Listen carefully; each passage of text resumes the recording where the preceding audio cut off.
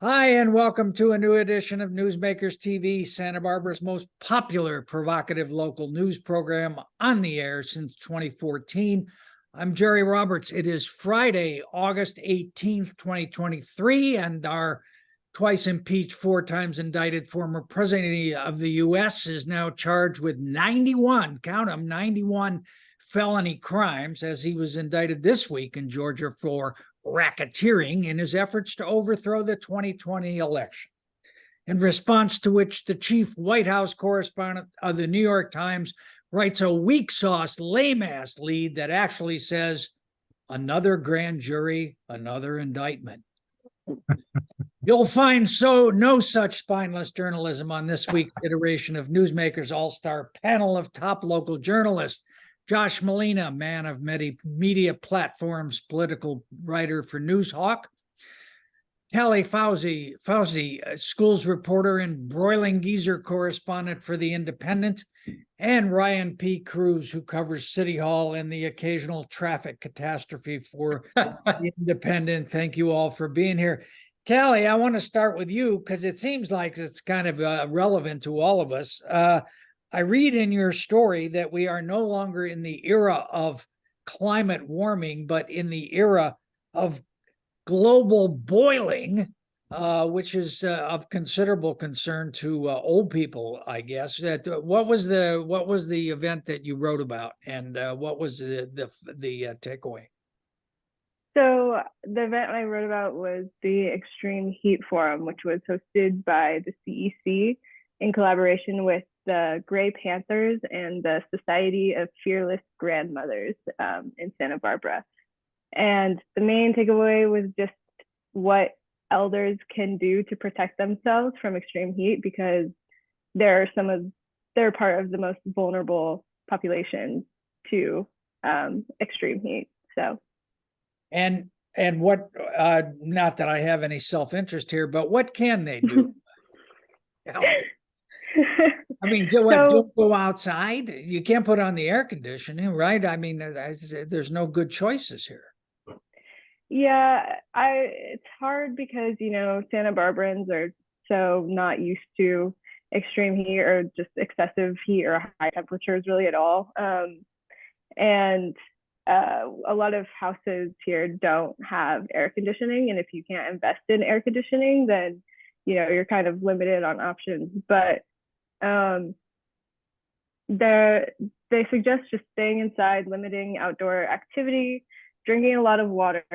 And then if you're at risk, if you can evacuate and go somewhere else, they suggest doing that, or familiarizing yourself with local cooling centers, which the CEC is trying to establish in other places around the community. But there's a link in my story to local cooling centers for anyone who's interested. Yeah, I mean, the fact that really jumps out at your story, we've talked about it a few years ago when we had Scott Wilson, the local man for the Washington Post, on, that Santa Barbara and Ventura counties are in fact the most they're warming the fastest of any county in the U.S. Yeah, we're warming the fastest, and that definitely doesn't mean the same thing as, we're the hottest counties in the U.S. Obviously, we're not, but we are. Our temperatures are increasing at quickest speed. Yeah, well, we'll get there. All right. Well, that's an important story, and I would urge everyone to check it out in this week's edition of The Independent by Callie. Elsewhere, Rebecca Bjork, the short-term city administrator, didn't resign, but she announced her retirement this week. Kind of a surprise. Ryan, what led to this?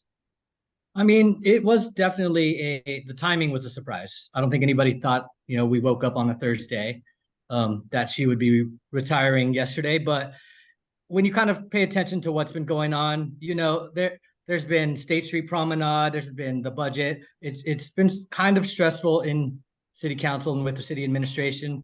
But when I spoke to her, it seemed to be more of a personal decision. Her husband is retired. her kids are older. She went on a long vacation, and in my brain, I go on a long vacation and you kind of get away from the hustle and you lose your taste for it. And I feel like that might have been what happened. And you come back and I'm not up for that hustle anymore. So she said to me that she had been planning on retiring in the next 3 to 5 years and didn't want to wait until the city was in a bad spot and make them scramble to find administrators. She said, we're kind of in a good spot now, but there is a lot of questions. There's going to be a big opening.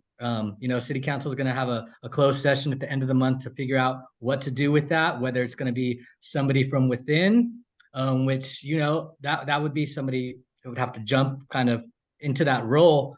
And it's a tough role. It's a lot of pressure to be the city administrator of Santa Barbara because people are very passionate about things like State Street, things like housing and hotels. It's a thankless job. It's definitely well paid. It's a cushy job. So we're going to probably attract a lot of recruits, but what's going to happen? Is it going to be somebody from here? It's going to be hard for somebody out of area because of the price of housing. Josh, you were dropping your kid off at college this week and missed this one. And congratulations on getting one of them out of the house at least. It's a start. But the other thing that I wondered about, and I looked this up just before the show, Rebecca Bjork, as head of public works, was making $229,000 in salary. And as the city administrator, she was making $324,180.48. Not that anybody's counting. Was this just she was spiking her pension deal? Because she's only been the city administrator for a year and a half or something like that. Or do you think she was driven out by Kristen Sneddon and Mike Jordan and that all the agita that came with it? Well, Jerry, you got to go step back. You got to go back to Paul Casey and how we got here. Rebecca Bjork was never supposed to be a city manager or city administrator. That was not her goal. It was not her career plan. We had a very high-profile sexual harassment lawsuit that hit City Hall, and Paul Casey was the city manager at this time. And so Paul Casey, he retired early. He didn't want to have to deal with the council pressures, the internal stuff that was going on. And he said, I'm out, I'm done, I don't need this. And so he left. And so the council picked Rebecca Bjork because she had been an assistant city administrator. Paul had hired her because she's always been a really good public works manager. And so she was perfect for that moment in time, at a time when there's this lawsuit and there's people who are saying, women that are saying they're being passed over for promotions in the finance department. She was perfect for this role because they respected her. She's done a tremendous job in public works. The problem is when you put somebody in the city manager seat, it's no longer a city staff seat. It's no longer a seat for a bureaucrat or somebody who's stellar at their job. This is a political job. She now has to deal with 7 council members, 6 of whom are elected by districts, all of whom really are not as qualified as Rebecca Bjork is in managing a city. They're taking their advice from their constituents. They're thinking about re-election. They're putting pressure on her. She's an easy fall guy for anything politically that goes wrong. So where did she go wrong? State Street. Okay. Randy Rouse and Rebecca were together on this idea of we need to maybe consider opening State Street more to cars, at least part of it, maybe charging higher outdoor dining fees. They lost. Okay. Kristen Sneddon comes in with this. No, it's not that it's complicated. It's not transparent. Publicly calling her out. And that's offensive to somebody who's been hired to manage money and the budget. So Rebecca Bjork probably said, I didn't want this job in the first place. I took it because I was trying to steer the ship back.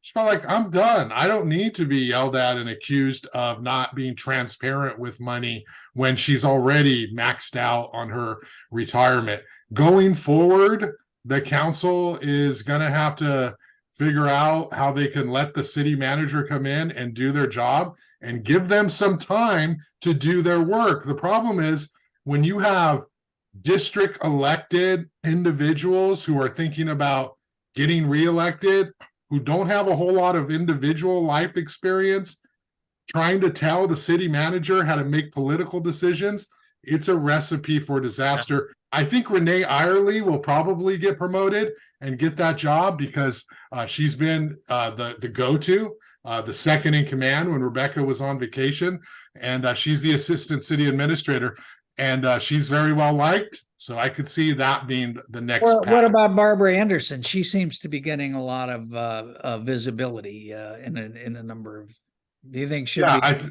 Yeah, maybe both of them. You know, I think Barbara is one of those people who is hired for a specific skill set, and I think she's doing a great job. It would be interesting to see if they promoted her to oversee the city without that kind of experience. But I do know they like her, and she is doing great with the homeless initiatives. All right, I know Kelly's got to run, so I want to get to one of the stories that one of the 72 stories. You're continuing your prolific output, Callie, of recent weeks and months. But this dual enrollment grant that between the school district and the city college, which has a new president out there, this $550,000 grant. Now, what is that going to? Is that for middle college or what exactly? It's for middle college, and then also for like the career readiness pathways or whatever at each of the high schools. So most of it is going to middle college, but each of the high schools are getting about $100K each. And where does this grant come from? Suddenly we have $500,000 of new money, found money. Where did the grant come from? I don't know the answer to that question. And it's been a minute since I reported on that. So. All right. But it's, so basically what it is that students in a unified school district, high schools can get college credit at City College, as well as even get their degree there, correct? Yeah. So that's what middle college is. Middle college is you can just get your degree at City College without taking classes at the high school. I've had a few friends take that route. I did dual enrollment when I was in high school at Santa Barbara High. Oh, you did? Yeah, I took an art class, I think, and I took an art class and U.S. history. Oh, and you had a leg up then on college credits when you went off to the University of San Francisco. Go Dons. Yes, which is nice because some schools take AP scores and then some don't, and it really depends school by school on like whether they'll give you college credit for like a city college class or an AP class. And it's like some schools will say, oh, if you got a 3 on your AP exam, we'll give you credit for that class. But if you didn't get, and then others will say, you didn't get a 4 or 5, then you never even learned this. So it's tricky. But the dual enrollment classes were, or at least the ones that I took, were pretty easy. They were actually easier, I thought, than the AP courses I took. Classes. So. Yeah. All right. And I know you got to run, but real quick, there's sort of this good news story you had about tools for school, kids living in public housing. What's that about? Yeah. So the Santa Barbara Housing Authority puts together this Tools for School event every single year. And it's basically, they just give away free backpacks and school supplies to the families that are in their like housing programs. And it was really helpful this year because I don't know if you saw it, Jerry, but school supplies prices are the reporting you did on the inflation of cost of stuff was remarkable. I mean, $890. That's just so crazy to me. I was curious, Josh, would you say that you spend that much on your kids For For- pencils? for back to school supplies? No. I mean, well, I mean, the Galita, I'm in the Galita Union School District. They do a good job of providing pretty much everything that you're going to need. Obviously, a backpack is pretty much what we would buy every new school year. But they really big on like equity and like giving everybody everything that they need for class, and that includes pencils and Is everybody still getting an iPad? Is that still going on? No? Yes? not at my kid's school. No, All right. I'm in Galita though. All right. Yeah, those numbers are crazy. Like 890 average, like per family with a child in elementary through high school that's insane to me. Yeah. And that's even before like field trips and stuff. Yeah. Yeah. Callie, thanks for your reporting on the education beat, and good luck with your interview, whoever that is. It's more important than newsmakers, I guess. But I'm not bitter. I just want you to know that it's okay. All right. Thanks, Jerry. All right. Take Bye, guys. Hey, before we leave schools, Ryan, the city council and the school district met in a joint session, which they do every now and again. And the big takeaway from there seemed to be that they're going to open some school grounds for recreation purposes. I was surprised that all these programs that they killed, the Parks and Rec killed. That was a big surprise to me too. So, we go into that meeting and it's presented as, these are going to be the programs, the resources that are available to our youth. And, the Parks and Recreation Department is going through what programs they had. And all I'm kind of hearing is that we had this, we had that. Like the summer nights program, it used to be really robust, and now they can only do one night, and they're not going to have that at all in 24 and 25 due to the budget concerns, and everything was such a tight budget to make it even this year that they're not even going to have things like that going forward. And that's disappointing. And even I think a lot of us were just surprised to hear that the schools are still closed to the public, because I know, at least me growing up, you go to play basketball at these schools, you go, hang out on the playgrounds. It was kind of a community place. And I understand during the pandemic, you have to close them down, but to see, Oscar or Alejandra have to kind of really push for them to be reopened and have the discussion be about, oh, can we afford to reopen it? I think that should be a given that,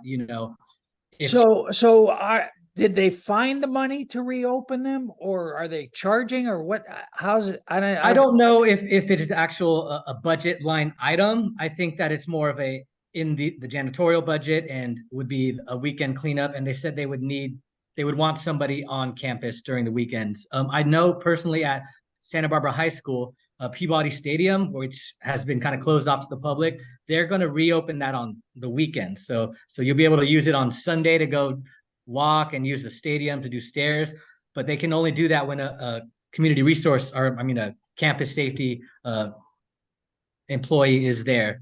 So that's what they're doing at the high school. But it just kind of surprised me that it used to be something that, was run through the district, and you could go through that, and they kind of put it in the hands of principals to decide whether people could use the school or not. And now it's just almost all the schools you cannot use. And I think Kristen Sneddon made a good point about Peabody Charter School being open, and charter school outside the district. But it's a good kind of barometer of, if you have an open campus, people do go use that. People go play handball, play basketball, soccer, whatever it is. And I think having an open space is really important, especially when you want kids to be out. There's all these problems with social, emotional learning and having to get kids, back outside and talking to people and in community. That's a great way to do it. Yeah. And can I just chime in a second here, Jerry? I agree with everything Ryan said, and I just kind of want to double down a little bit in that. I think it was Steve Vans. It was probably your story, Ryan, that I read. Had some comment like, oh, we were surprised to learn that there were safety issues on the west side. And what struck me, and that's a paraphrase, but I think Ryan knows the comment that he made. It struck me as a reminder that we are tone deaf in the Parks and Recreation Department and in the school district, because they act as though they don't act, they're culturally unaware of what happens on the ground with the people who grew up in this community. And this is not just Hispanics. These are people who live in the west side, the east side, in these neighborhoods. A lot of people don't have backyards, right? They don't have space. Place to go anywhere. So they go to parks and they go to the schools. Growing up, every public school, I know everyone, how to get in, where to go, what the entrances are, and where to play, because they're public schools. And so when we're talking about Jill Zachary and the Parks and Recreation Department, and she had that quote of, we've had to make significant cuts, so we're not going to have summer nights anymore. Okay, why are you looking at cuts that affect the people who are most economically disadvantaged? That's tone deaf. And Steve Venz, nice man, right? But not from this area.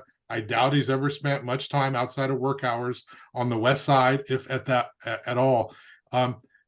Like, you can't close these schools, right? And it can't be just that it's because there's safety issues. Yeah, and like, that's you've got to figure out a way to do it, because there's much more positive benefit. And when you're going to make cuts, cut other things, but don't cut the people who actually need to get outside of the house and have some fun playing soccer or anything. That's just because they didn't grow up that way does not mean that thousands of people today are living that way. And I definitely would want to, be very cautious of not opening a school because you're afraid of a kid seeing, glass bottles broken or something there. If they have the open space to play at, I mean, I've grown up in neighborhoods that have had stuff like that. That's not that big of a deal. And I think one of the big things of them saying, people come, should we even open it? Because we don't know if people are reaching out to the Parks and Recreation Department, which is not an easy thing. People are busy. They don't really reach out to the city as much as they should maybe. But if they're reaching out and there's community groups saying, we need this place open, there should be no question of, are they going to come? And I think on the east side, all over Santa Barbara, these schools should be available to those neighborhoods. And I don't think you need, a lot of people think we need a study to see, will people come? I don't think you can study that. Just open them. And if you need to hire more cleaners after that, then we can hire more janitorial staff. But I think that shouldn't be an excuse to not open them. So are they going to open some? They're going to open up the west side schools, La Cumbra and Harding. Oscar Gutierrez, who has been pushing for this, and also Alejandro Gutierrez for the east side schools. They are pushing for McKinley also because this is a west side pilot program to kind of, in the west side there, I guess there's evidence that there's not enough green spaces, so they're going to reopen the schools in the west side. So they're going to try to do those three.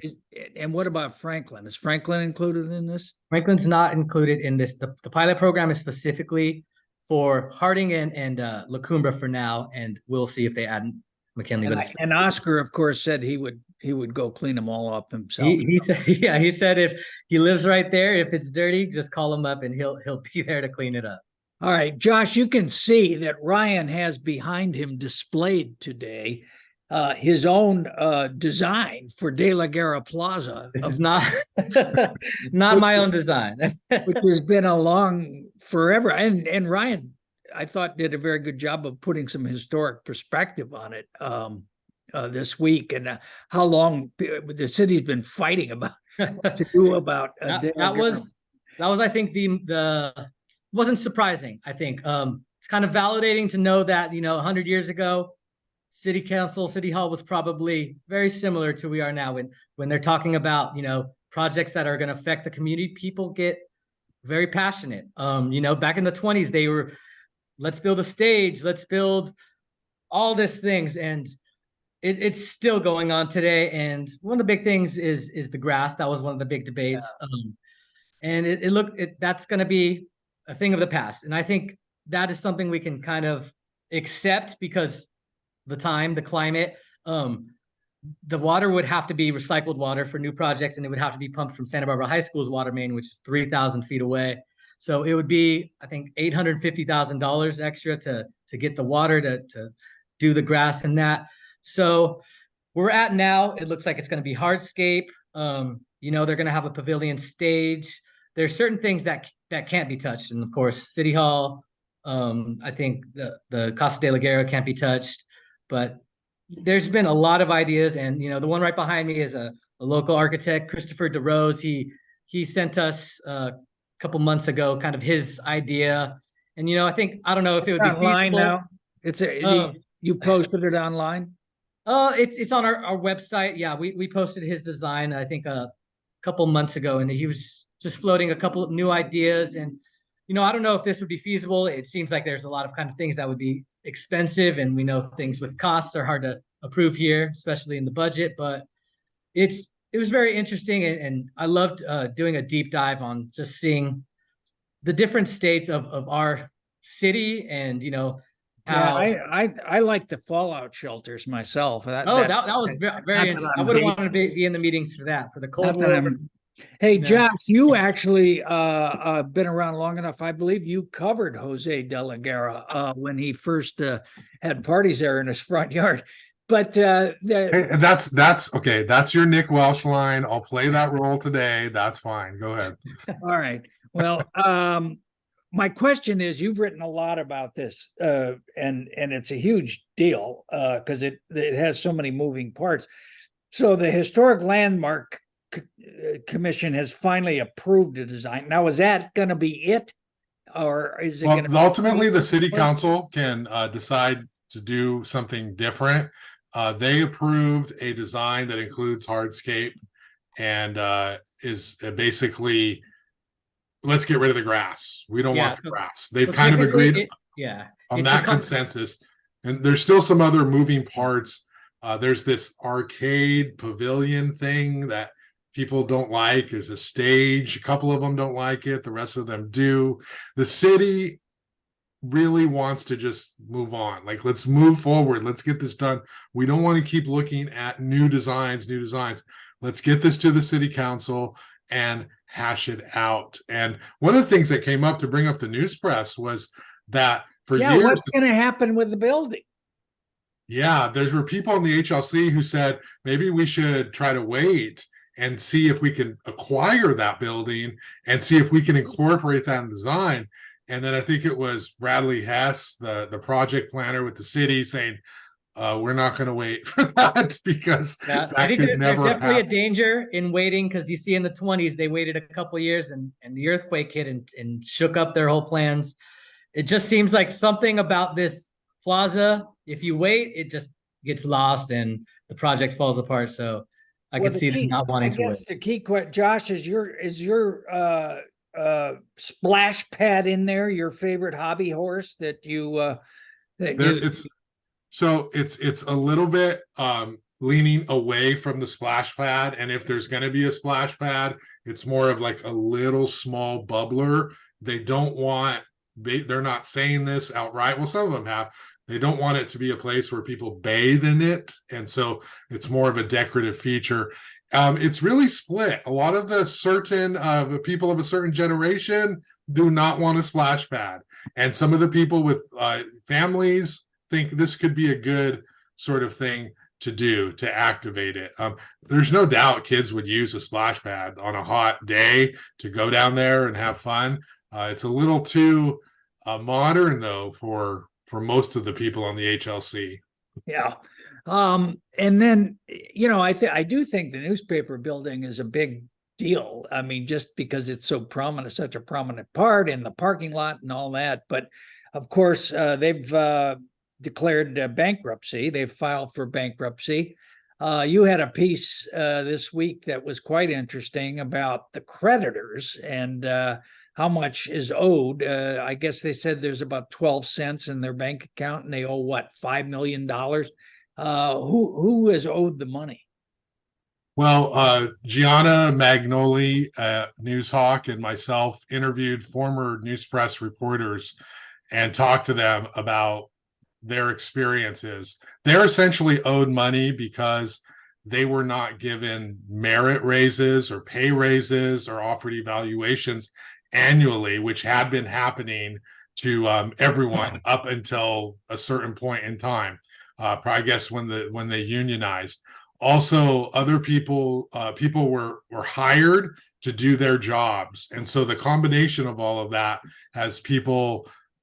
Some people are owed 216,000, others 68,000, 40,000 of essentially back pay and merit raises. Yeah, I mean, our friend Richard Meinhardt is owed what, over $600,000 or something, because there were a number of actions before the National Labor Relations Board where awards were made, interest is piled up. Is the Teamsters going to do anything about that? Is anybody going to challenge this or say, oh, wait a minute, there's a lot of money kind of in that building, in the presses and other assets? Or is that, you think that's a dead letter? That's not going to happen?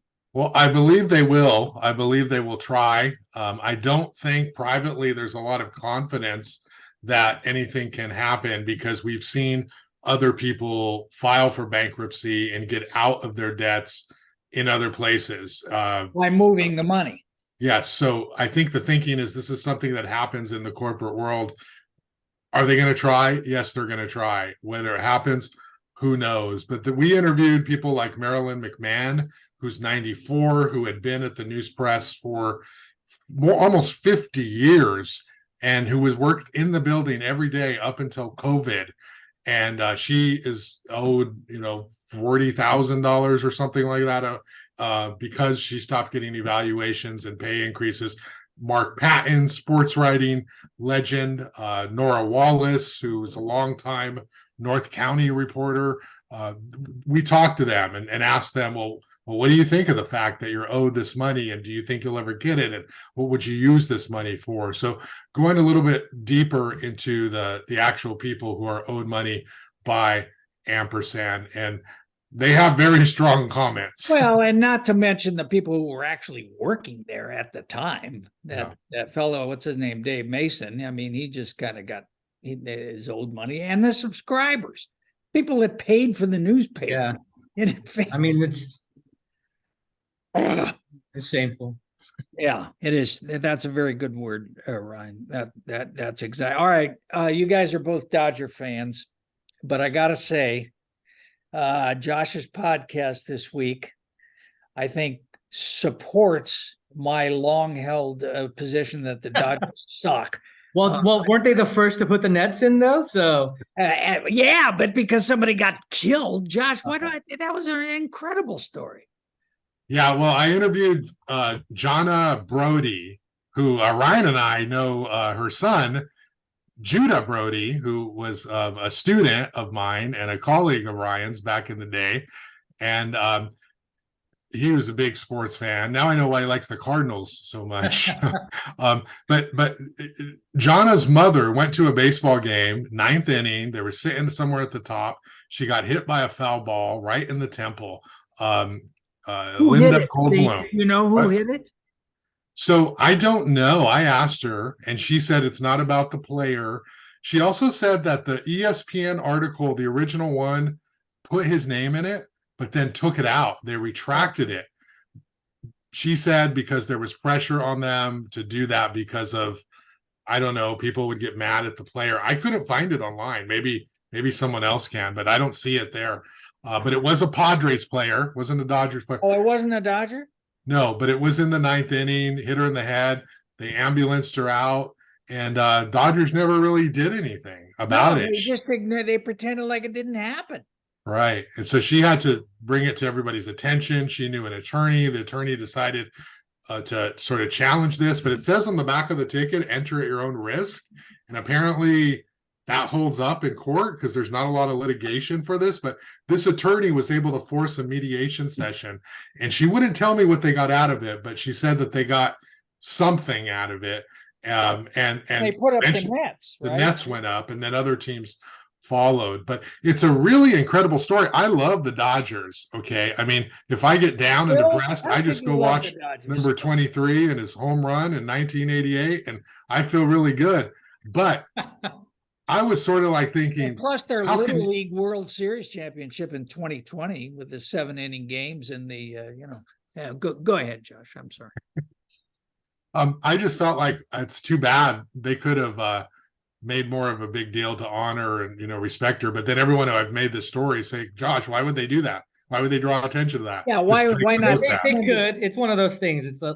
I'm also a Dodgers fan, but it's like it's these big things, these big institutions that they swept out a whole Latino community for their stadium, and it's like we still remember that, but it's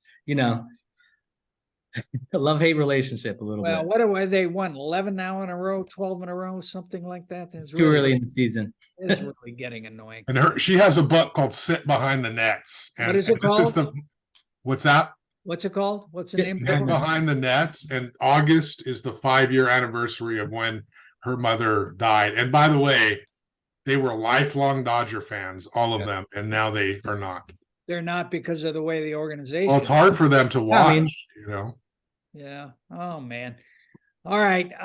We got a good show, long show. Ryan, what are you working on? A lot of city stuff, some housing stuff, of course, and I'm gonna go check out the Santa Barbara High School tonight. Open up against Thousand Oaks. So Yeah. good luck to the Browns. Friday Night Lights. Yeah. Okay.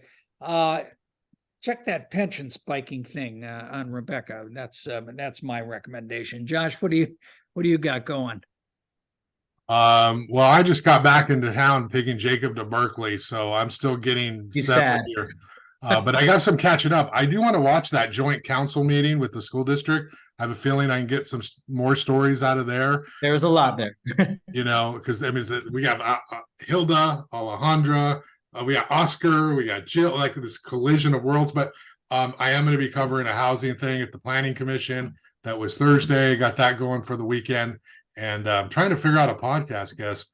So I'm working on that. Marilyn McMahon. Marilyn Yes. McMahon is my recommendation. All right, Ryan P. Cruz, Josh Molina, and Callie Fausey, who had to leave early. Thank you so much for joining us today. Thank you all for watching, and we'll see you next time on Newsmakers.